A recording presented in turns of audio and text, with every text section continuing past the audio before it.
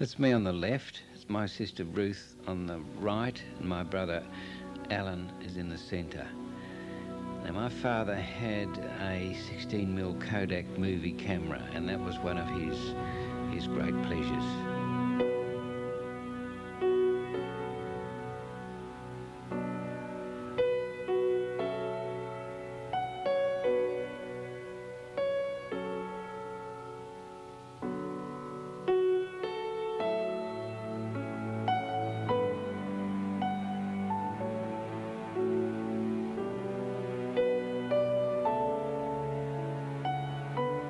Uncle John Gillen, who was a brother-in-law of mine, happened to borrow a movie camera, a 16mm movie camera, and I borrowed it and to take a film of our children.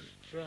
And I was that interested in the movies that I bought one for myself, a Kodak it was, and I took quite a lot of photos on 16mm film. And these photos are very interesting to have them now because they were of my children, Bruce and Ruth and Alan and Mary, who stayed with us, and we have those photos now.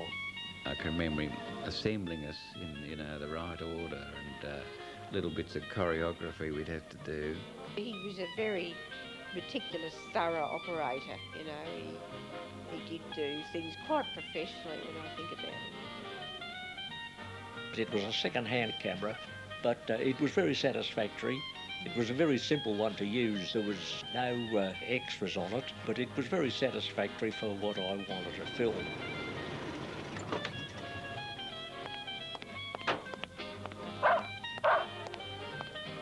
I think those days there probably was an expectation of performance, the idea of letting things happen. Cinema verite, I think, was probably happening, but not round where we were.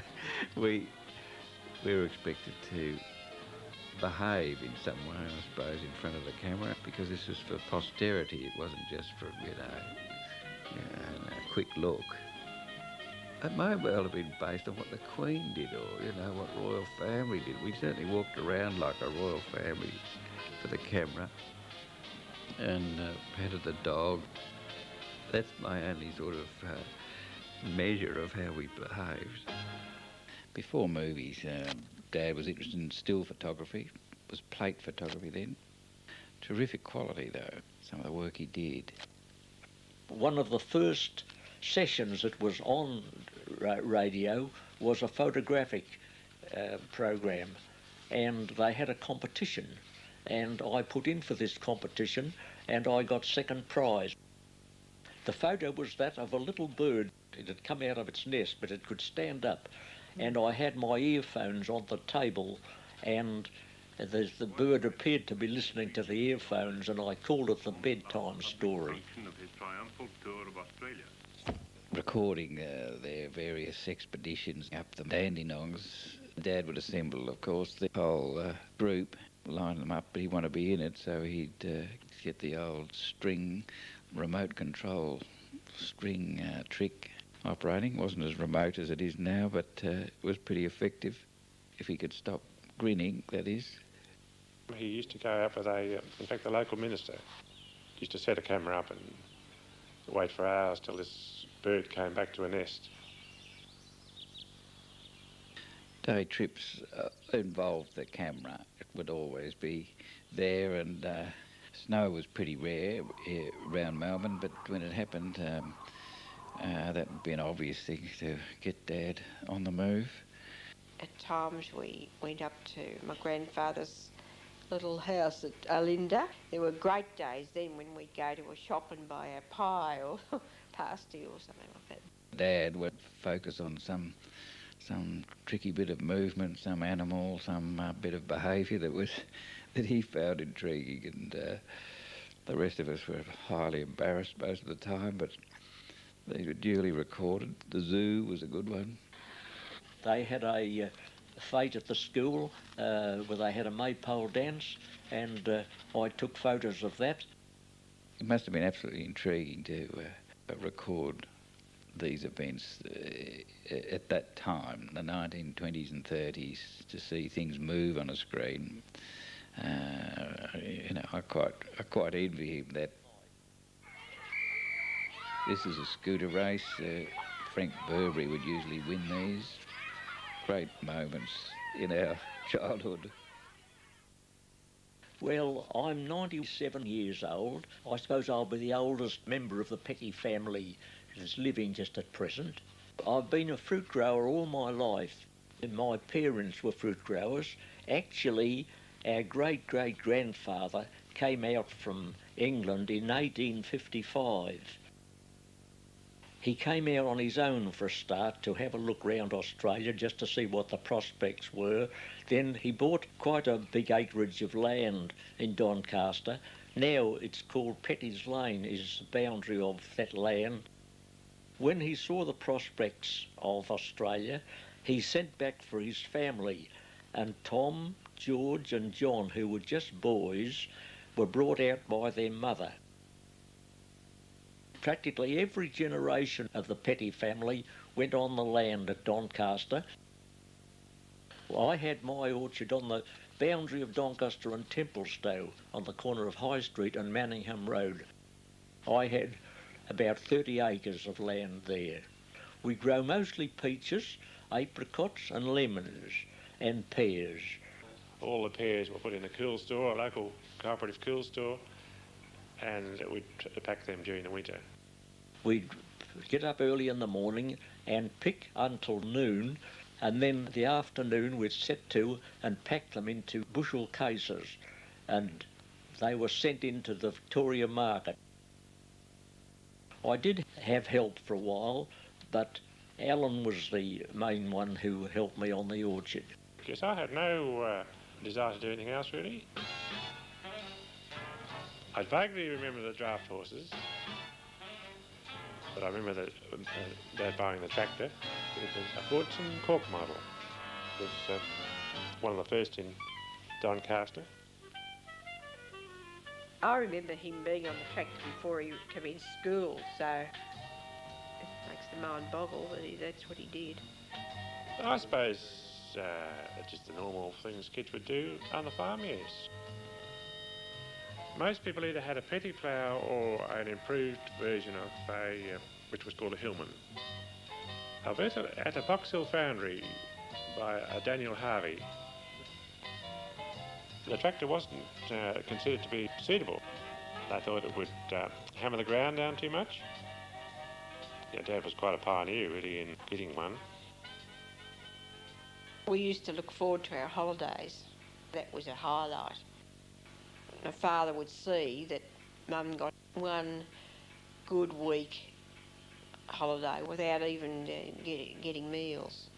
So that would be a boarding house. A very favourite place was Point Lonsdale. It was nice and handy. It took us about half a day to get down there. We didn't travel very fast in those days with our old cars. We'd stop at Werribee for something to eat and a spell. There was a place called the Terminus. It was one of the last buildings on the road near the lighthouse. Right. And we used to stay at the Terminus. That wonderful week of sitting down and having a menu and someone looking after you. We got to know the people down there pretty well, and the children used to play on the beach, and we'd often go for a walk. Yeah, this is May and it's freezing cold. May in Melbourne, May in Point Lonsdale, another few degrees lower. But being on the beach, messing about, making things was part of the event. And it works just the way it does today. It worked then, making castles and imagining, and it was so different to what we used to. Our sort of toys were boxes, fruit boxes, and grass and rather heavy soil. It was mostly pretty cold. We'd go in the winter when there wasn't a lot doing at home in the orchard. But we sort of accepted it and went for walks. And there'd be something planned, and we'd go to the lighthouse again, and it'd still be there the way it was last time. So it was really that we were all together. The known world was Doncaster, Sandringham and Point Lonsdale. The Heads was the sort of start of some the thing you read about in the paper, I suppose. But it was a spectacular bit of geography because it was treacherous stuff anyway. There was always powerful waves and water. And coming from the orchard point of view, it was pretty dramatic. And I think Dad was very intrigued with water and the power of water and waves, and partly because it was photographic. He was always interested in photographs, the photographic value of anything, and the spectacle of a wave and being able to capture it. And with movie cameras, trying to get the perfect aesthetic sort of power in the waves was, I think, one of his dreams. From England to Aussie is a long, long way, but a lone girl, a flyer, started out one day to span the distance in a plane so frail, determined she never would fail. In history, no greater flight is known. Dad was always interested in technology of any kind, and one of the huge areas of progress was, of course, flying, and a visit to Essendon you would see there the whole range of what was happening, pretty much. I was always very interested in planes, and we used to sometimes go out to Essendon, take the children out and watch the planes land and take off. There was the Douglas, there was the Convair, DC-3s, de Havilland, the Stinson plane. Flying was utterly fascinating. It was sort of accessible then. You could see how they worked. They were quite beautiful. There was a moth plane that used to fly the Herald newspapers to Tasmania. They started off from the Moorabbin airport, and we used to drive down there occasionally and watch them load the papers onto the plane and start off from there onto Tasmania, which is about 200 miles away. This is Dad and his brother Gordon. At a young age, they were both clever. Dad was a good magician. Gordon was a good flute player. One of Dad's great skills was woodwork, and he made some beautiful furniture. Anything mechanical intrigued Dad, I think. And that period, of course, huge advances in metals and movement and engines generally.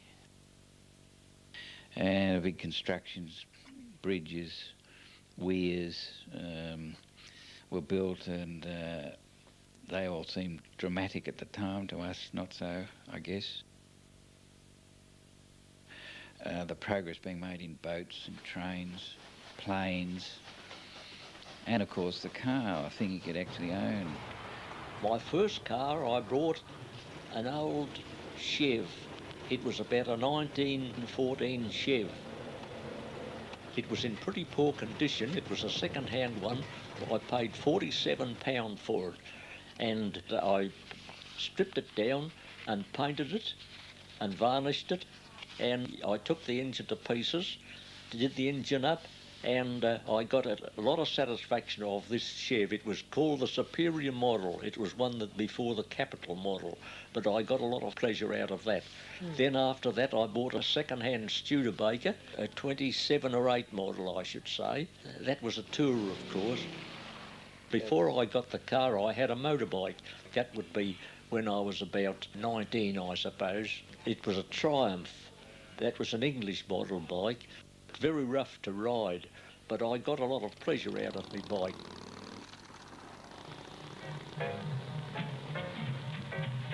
I always loved football. I used to listen to football on Saturday afternoon, and at quarter time I'd go out and kick the ball in Begay's paddock. I'd kick the football and then race in and listen to the next quarter, and then at half-time go out and do some more spectacular solo imagined feats of magnificence for Collingwood, basically. And I still like Collingwood today.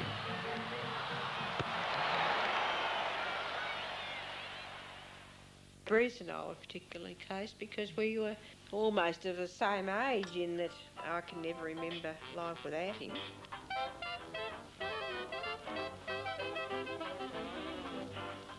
Ruth was always cheekier. I think she was quick and funny and a bit cheekier than me anyway. He used to tease me a lot, Sam. I mean, I think he was protective also. And I remember Alan as being quite a bit younger. Yes, I vaguely remember them having to entertain me a bit, pushing me around on a billy cut my father had made for me. They weren't that keen on pushing that around. I can remember a thing called a flivver, impossible bit of apparatus for kids. Alan could be persuaded to perform pretty well, I suppose, being the youngest. You know, we encouraged him as an entertainer. He seemed disposed to jokes and anything a bit funny. He'd get away with it where probably we wouldn't.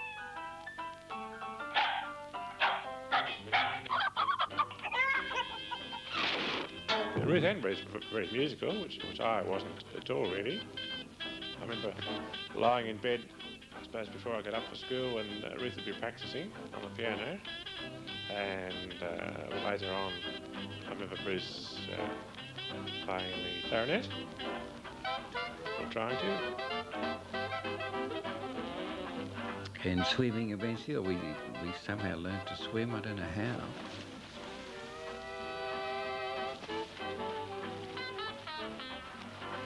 Primary school was a mile and a bit away in the middle of Doncaster.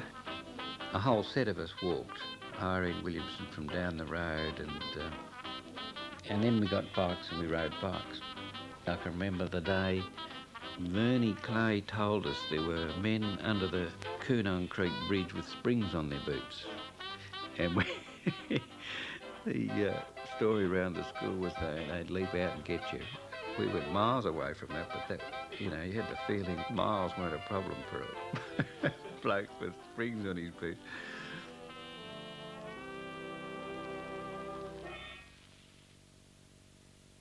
My wife, Minnie, came from Sandringham. She was a family of 5 girls and 1 boy. They used to come to church, and I met her as she visited Doncaster, and I became interested in her, and it wasn't long before I was visiting down there. It was on the 22nd of October 1927. That was when we were married. It's pretty hard to get my mother on her film. She found it all pretty embarrassing having to perform. It's a pity because she was full of humour and fun in a spontaneous way. Somehow or other, my mother had time to have a lot of flowers, annuals. You know, she had a great big bed of zinnias. She was a great family person. She was always helping people and keeping us all cheerful. The church was our central focus. A lot of things revolved around the church, and you know, I'll always remember it was just a normal thing to attend church on a Sunday morning at 11. We'd go back for Sunday school in the afternoon at 3.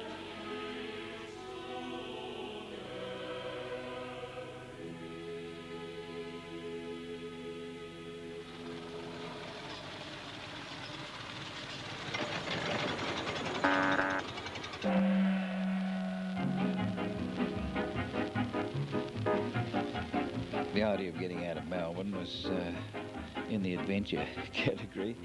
Trip to Sydney, we did eventually. We didn't venture too far off the approved trail though, I don't think. Queensland, I shot some of this film, I vaguely remember. It certainly makes you appreciate how good Dad was with cameras. It's very hard to make a trip interesting, no matter who's doing what in front of you. It's a very subtle bit, length of shot and movement and so on. Interesting.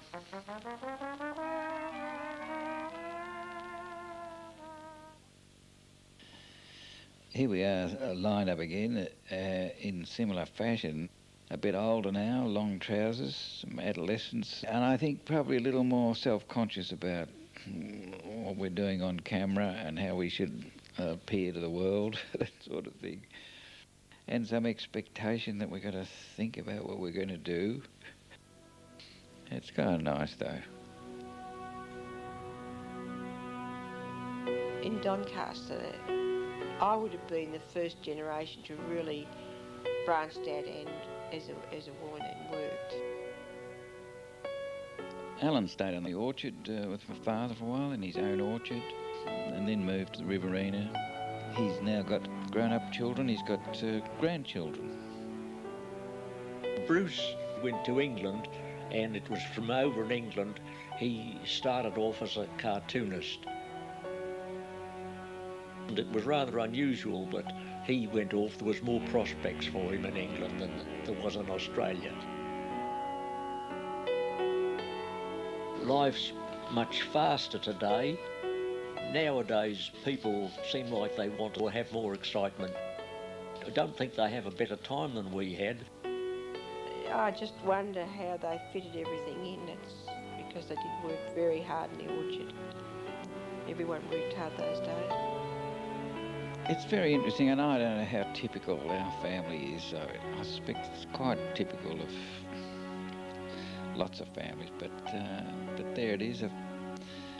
And our dad worked, and Mum both worked extremely hard and carefully, and were very considerate and loving to us. Times have changed, tremendously. But it's nothing out of the ordinary. Like I can remember my grandfather saying to his, my father, that he wouldn't have as good a time as he had.